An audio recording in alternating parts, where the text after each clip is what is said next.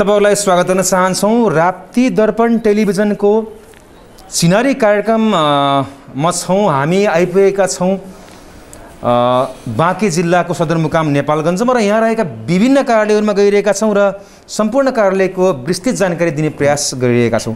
यही क्रममा अहिले हामी छौं भूमि सुधार तथा मालपोत कार्यालय बाँकेमा र यस कार्यालयका कार्यालय प्रमुख मालपोत अधिकृत छविलाल नेपाली सर हाम्रो माझमा हुनुहुन्छ। उहाँसित कुराकानी गर्न गइरहेका छौं, के जान्ने प्रयास गरिरहेका छौं। सरलाई स्वागत छ हाम्रो कार्यक्रममा। यहाँलाई धन्यवाद। सर आएको कति भयो? म आएको ठ्याक्कै 5 महिना जस्तो पुग्यो। धेरै समय त हैन 5 महिना भनेको, तर पनि धेरै जानकारीहरू यो कार्यालयको बारेमा तपाईलाई थाहा भइसक्यो होला। अब विगतमा यो कार्यालयमा भएका केही गल्ती कमजोरीहरू पनि थियो होला, अनि पक्कै त्यसलाई सुधार्दै अगाडि लग्नु भएको छ होला हैन सर? के छ सर, तपाईँ आइसकेपछि केही परिवर्तनहरू देख्न पाइन्छ हामीले?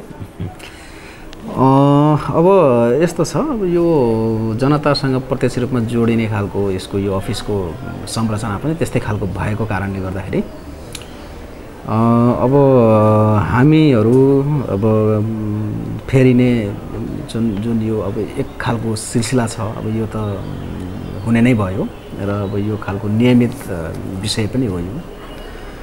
अब म विशेष गरिकन यो कार्यालयमा आइसके पछाडि अब केही देखिने खालका कामहरू, केही त्यस्तो नयाँ कामहरू भएको भए अब त्यस्तो खालको विषयहरुमा चाहिँ गफ गर्नु पर्दाखेरि अब खासै त्यस्तो त केही छैन है। अब हामीले नियमित रूपमा जे खालको कामहरू अब चाहिँ नेपाल सरकारको एउटा संरचनाभित्र रहेर हाम्रो ऐन नियम कानुन विधि विधानहरूभित्र रहेर गर्नुपर्ने कामहरू जे छ त्यही कामहरू नै भइरहेछ। पहिलो कुरा यो बाँके अलिकति ठुलो पनि जिल्ला छ, अब यहाँ पनि जनघनत्वको हिसाबले पनि अलिक बढी नै भएको कारणले अब यो जग्गा सम्बन्धी जग्गाको विषयमा चाहिँ यसका केही इस्युहरू पनि छन्, केही रेगुलर रूपमा हुनुपर्ने खालका यसका चाहिँ नियमित खालका चाहिँ कामहरू पनि छन्, त्यो चाहिँ नियमितै भइरहेछ।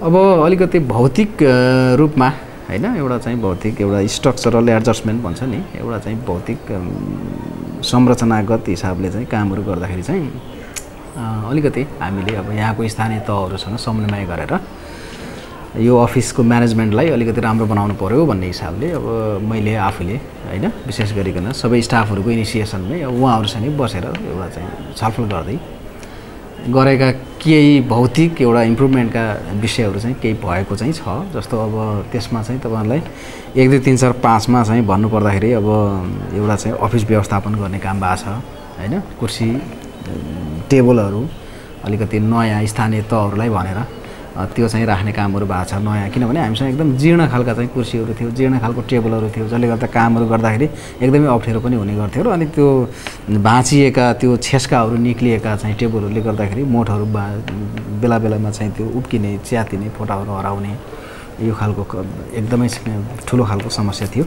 अहिले लगौलो त्यो कुराहरू चाहिँ एकदम फाइन चाहिँ भएको छ। एउटा त्यो भएको सर दैनिक जसो अनि यो र्यागहरू चाहिँ हामीले यो स्थानीय तहहरूसँग समन्वय गरेर विभिन्न खालका र्यागहरू राखेका छौँ, जसले गर्दाखेरि मोठ व्यवस्थापन पनि असाध्यै राम्रो भएको छ।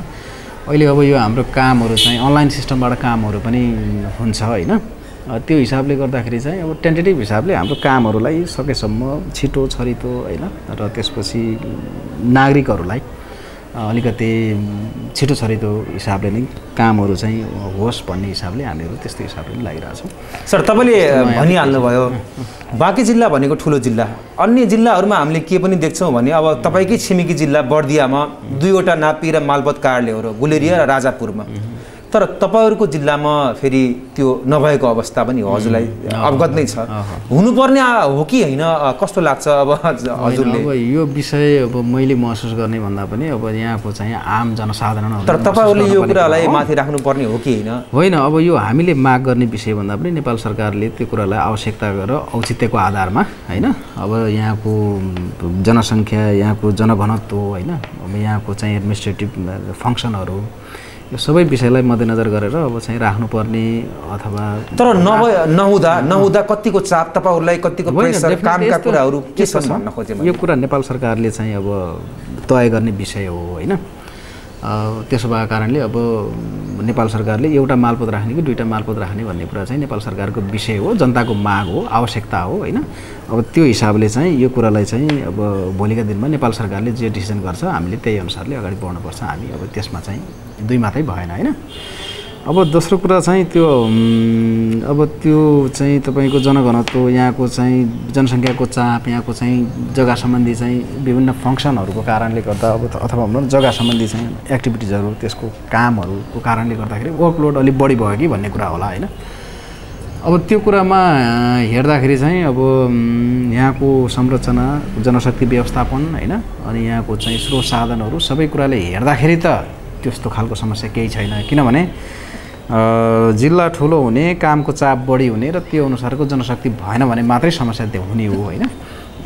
जनशक्तिहरू चाहिँ तपाईँको प्रशस्त भयो भने त्यो खालको समस्या त हुँदैन। अब अहिलेसम्म त त्यो खालको समस्या केही छैन। तर चाहिँ अब किनभने अब हामीसँग चाहिँ स्टाफहरू सफिसियन्ट छ क्या होइन। अब हामीसँग चाहिँ अब खर्दारहरू सबै दरबन्दी अनुसारको, सुब्बाहरू दरबन्दी अनुसारको छ, अफिसरहरू पनि लौ दरबन्दी अनुसारकै छ। अनि त्यसपछि त्यो हिसाबले गर्दाखेरि कम्प्युटर अपरेटरहरू, त्यसपछि सहयोगीहरू सबै हिसाबले हेर्दाखेरि चाहिँ दरबन्दी चाहिँ हामीसँग सफिसियन्ट दरबन्दी छ। त्यो हिसाबले अब त्यस्तो त्यति धेरै अप्ठ्यारो चाहिँ छैन। काम चाहिँ एकदम स्मुथली नै अगाडि बढिरहेको छ। तर अब एउटा मात्रै अफिस भएको कारणले गर्दाखेरि डेफिनेटली चाप चाहिँ बढ्छ नै। सर तपाईँले सुरुमै कुरा राखिहाल्नुभयो अनलाइन सिस्टमबाट सबै कामहरू हुन्छन् भनेर भन्नुभयो। तर विगतमा अनलाइन सिस्टम नहुँदा र अहिले अनलाइन सिस्टमको अवधारणा आइसकेपछि जनताहरूले कति धेरै झन्झटिलो, एकदमै टाइम लाग्ने भन्ने गुनासाहरू पनि गरिरहनु भएको छ होइन सर। त्यो नगराउनु भन्नको लागि, त्यस्तो नहोस् भन्नको लागि अझै के इम्प्रुभमेन्टहरू, सुधारहरू के गर्नुपर्छ?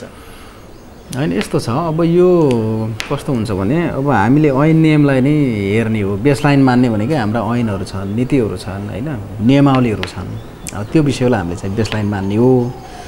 अब त्यो हिसाबले काम गर्दाखेरि चाहिँ अब जग्गा प्रशासन आफैमा पनि अलिकति जटिल हुन्छ। मान्छेको एसेससँग जोडिएको कुरा हो, सम्पत्तिसँग जोडिएको कुरा भएको कारणले गर्दाखेरि अब जस्तो तपाईँको सम्पत्ति अर्काको नाममा गइदियो भने त तपाईँलाई त पक्कै पनि चित्त बुझ्दैन नि होइन। त्यस्तै अर्कोको सम्पत्ति तपाईँको नाममा आउँदा पनि त्यो अर्कोलाई पनि बुझ्दैन, तपाईँ स्वयंलाई पनि बुझ्दैन, बिना कारण मेरो नाममा आयो भन्ने जस्तो पनि हुन्छ।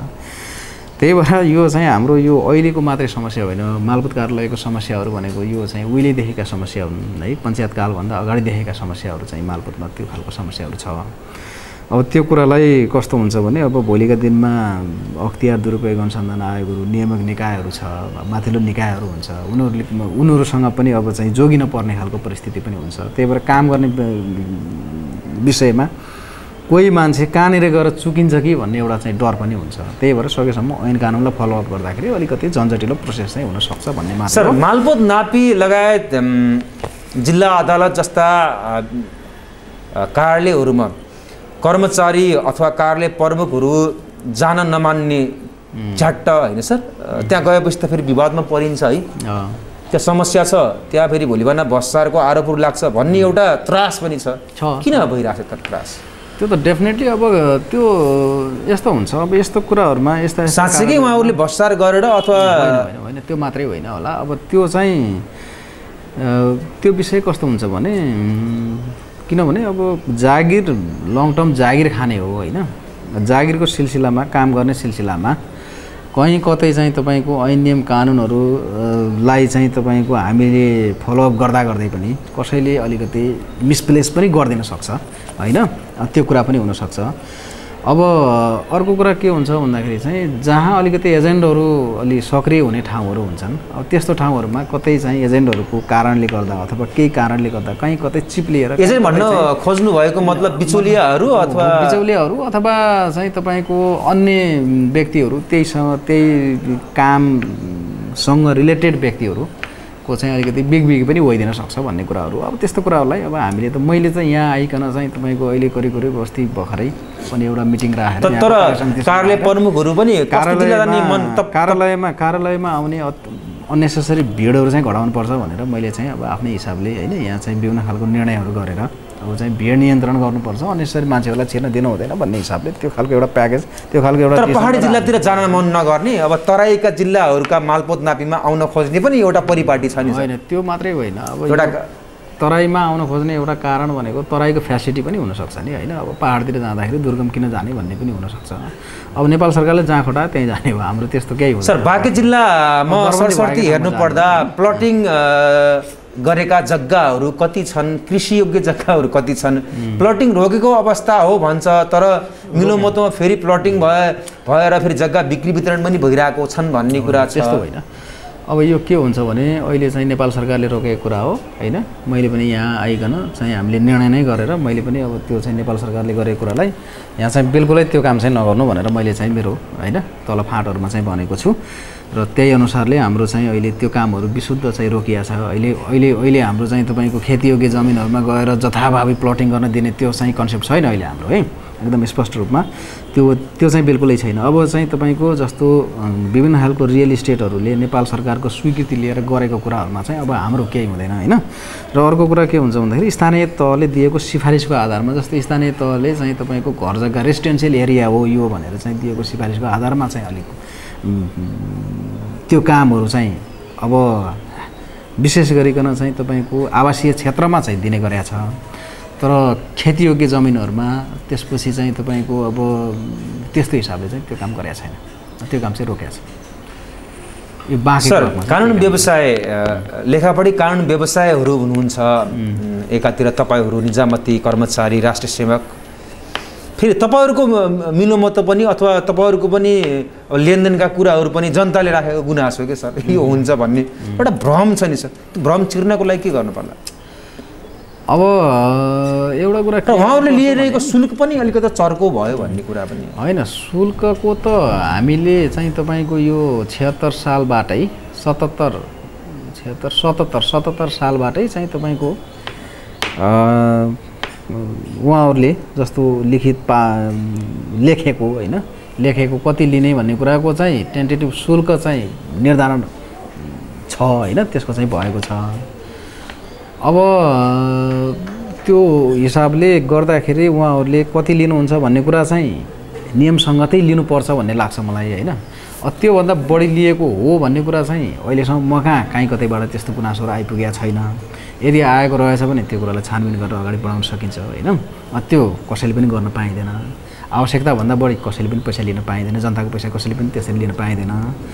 त्यस्तो विषयहरू केही त्यस्तो भएको रहेछ भने अब म कहाँ त्यस्तो कुराहरू आएको रहेछ भने मैले त्यो विषयलाई तत्कालै छानबिन गरेर त्यो विषयलाई पनि मैले चाहिँ अगाडि बढाउँछु होइन।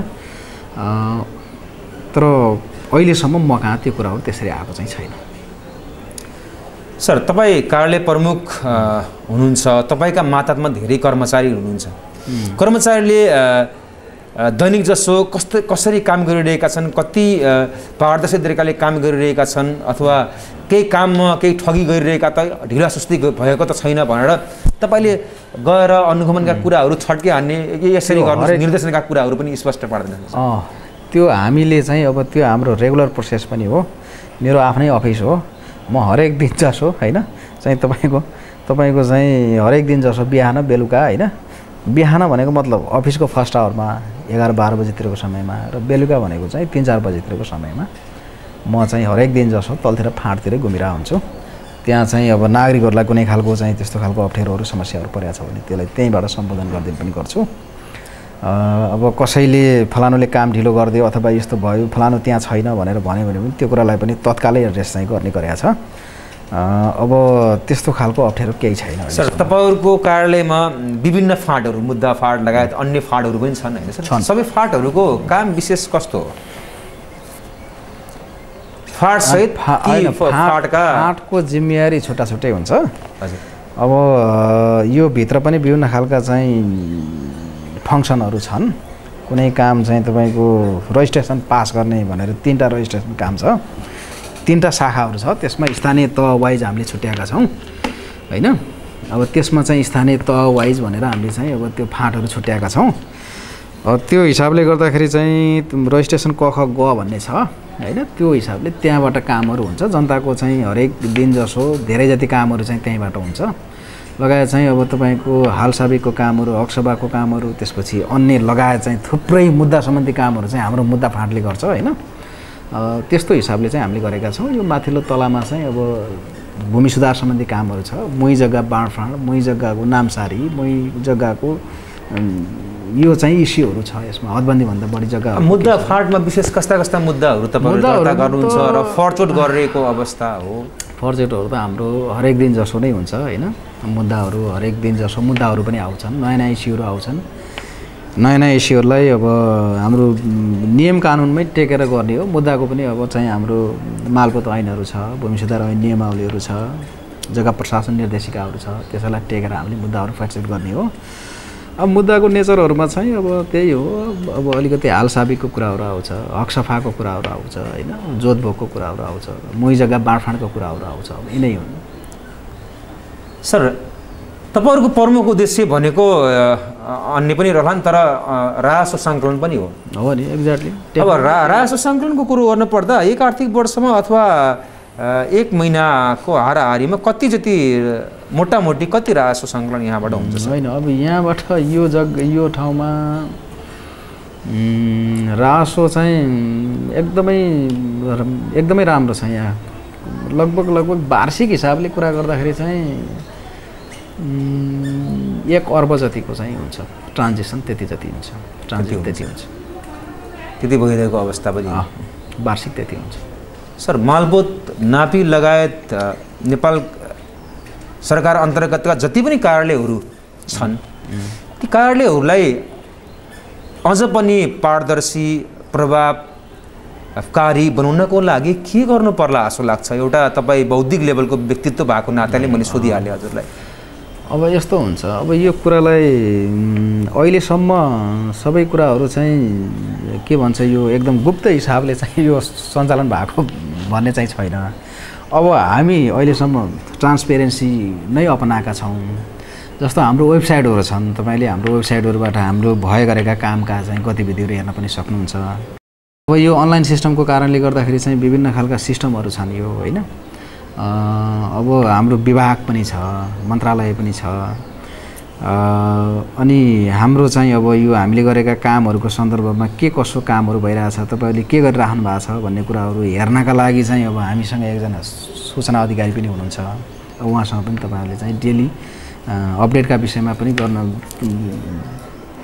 त्यस्तो खालको रिपोर्टिङहरू गर्न सक्नुहुन्छ। अनि सँगसँगै अब ट्रान्सपेरेन्सीको विषयमा कुरा गर्दाखेरि चाहिँ अब हामीले दैनिक जसो चाहिँ 400-500 जना जति मान्छेहरूलाई यहाँबाट सेवाहरू दिने गर्छौँ। उहाँहरूले पनि अब 400-500 जना मान्छेहरूले सेवाहरू अब योबाट चाहिँ राख्नु भएको छ।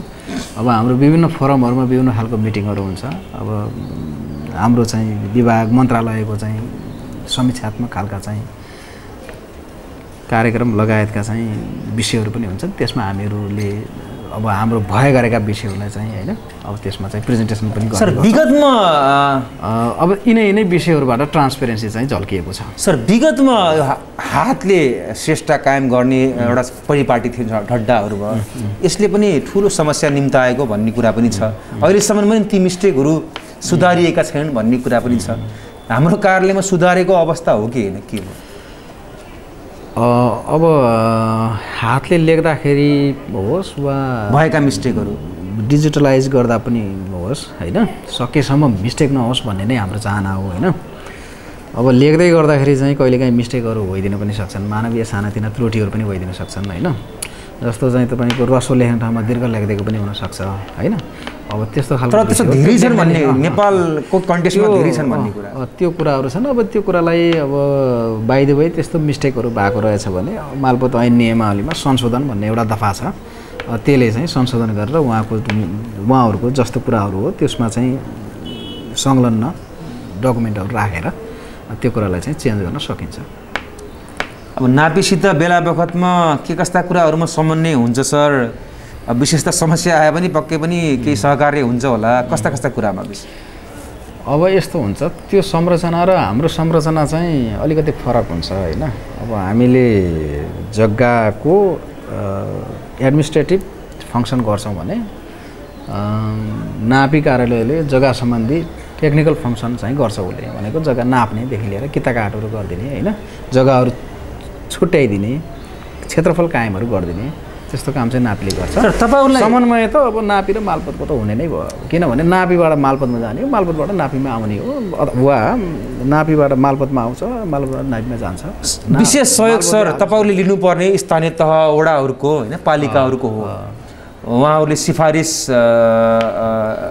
दिनुहुन्छ व्यक्तित्वहरूलाई ग्राहकहरूलाई अथवा सेवाग्राहीहरूलाई उहाँहरू यहाँ आउनुहुन्छ तर सबै सिफारिसहरू सत्यमा आधारित रहँदैनन् त्यो कुराहरूलाई तपाईँहरूले छानबिन गर्ने हो कि होइन अब कस्तो हुन्छ भने एउटा स्थानीय तह भनेको चाहिँ वडा भनेको चाहिँ स्थानीय सरकार पनि हो हेर्नुहोस् है अब हामीले उनीहरूले गरेको कोठाहरू उनीहरूले जुन चाहिँ डकुमेन्टहरू उनीहरूले जुन खालको सिफारिसहरू गरेर पठाएका हुन्छन् त्यो विषयहरू चाहिँ टोटल चाहिँ तपाईँको रङ आउँछ भनेर पनि भन्न भएन सँगसँगै चाहिँ अब त्यति धेरै अविश्वास हुन्छ नि अविश्वास पनि गरिहाल्नु पनि भएन फेरि होइन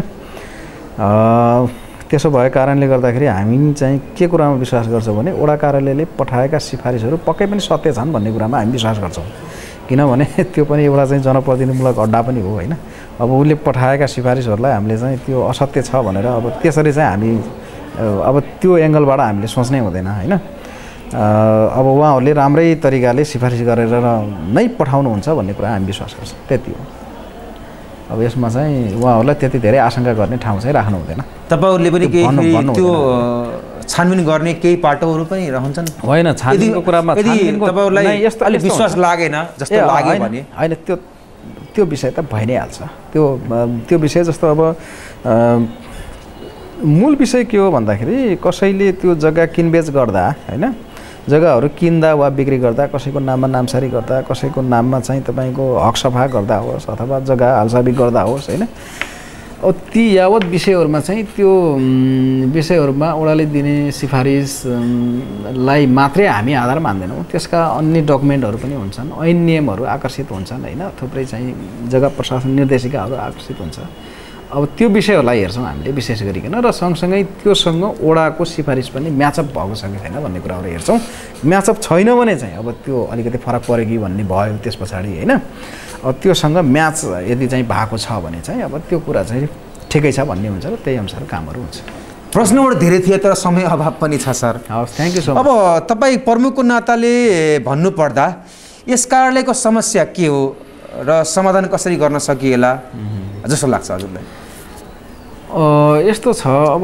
समस्याहरू चाहिँ थुप्रै छ हेर्नुहोस् है अब यो हाम्रो विशेष भनिदिनुहोस् दुई चारवटा विशेष गरिकन अहिले हामीले अनलाइन सिस्टममा गइसके पछाडि होइन अब यो सम्पूर्ण मालपोतको कामहरूलाई चाहिँ अनलाइनमा लगिसके पछाडि अब यता हामी अनलाइन रेकर्ड पनि राखेका छौँ सँगसँगै मोठ पनि अब हामीले सँगसँगै राख्नुपर्ने भएको छ त्यो गर्दाखेरि हिजो मोठ मात्रै लेख्नु पर्थ्यो भने अहिले यता अनलाइन पनि गर्नुपर्छ सँगसँगै मोठ पनि गर्नुपर्छ झन् चाहिँ दोहोरो कामहरू भइरहेको छ त्यसले एउटा पनि वर्कलोड अलिकति बढाइदियो एक होइन तर यद्यपि त्यो दुवै हिसाबले गर्दाखेरि एउटा चाहिँ हामीलाई सेफ्टीको एउटा बाटो पनि भयो सँगसँगै जग्गाको प्रोटेक्सनको कुरा पनि भयो होइन जग्गाको चाहिँ जुन त्यो रेकर्ड व्यवस्थापनको कुरा त्यो पनि चाहिँ एकदमै फाइन भयो फेरि त्यसले है किन यता मोठमा पनि देखिन्छ अनलाइनमा पनि देखिन्छ भने त्यो जग्गाको रेकर्ड सिस्टम त एकदमै राम्रो भयो नि होइन त्यो कुराहरू छँदैछ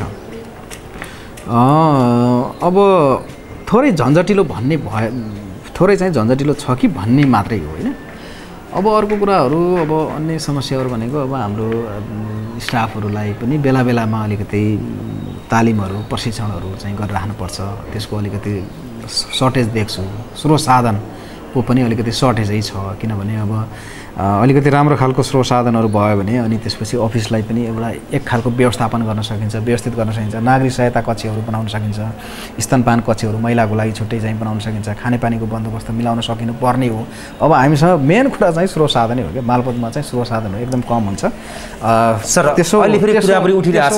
त्यसो भएको कारणले गर्दाखेरि अब यो कुराहरूलाई चाहिँ अलिकति व्यवस्थित गर्नको लागि स्रोत साधनहरूको चाहिँ अलिकति राम्रो खालको बन्दोबस्त हुनुपर्छ भन्ने हो समस्या पनि यही हो होइन र यसलाई के गर्न पर्छ भन्दा पनि विषय चाहिँ त्यही नै हो किनभने स्रोत साधनको चाहिँ समुचित व्यवस्थापन स्थानीय पालिकाहरूमा मालपोत नापी जस्ता अन्य कार्यालयहरूलाई स्थानीय तहले नै आफ्नो मातहतमा सञ्चालन गर्नुपर्छ भन्ने कुरा पनि छ नि, यो पोसिबल छ?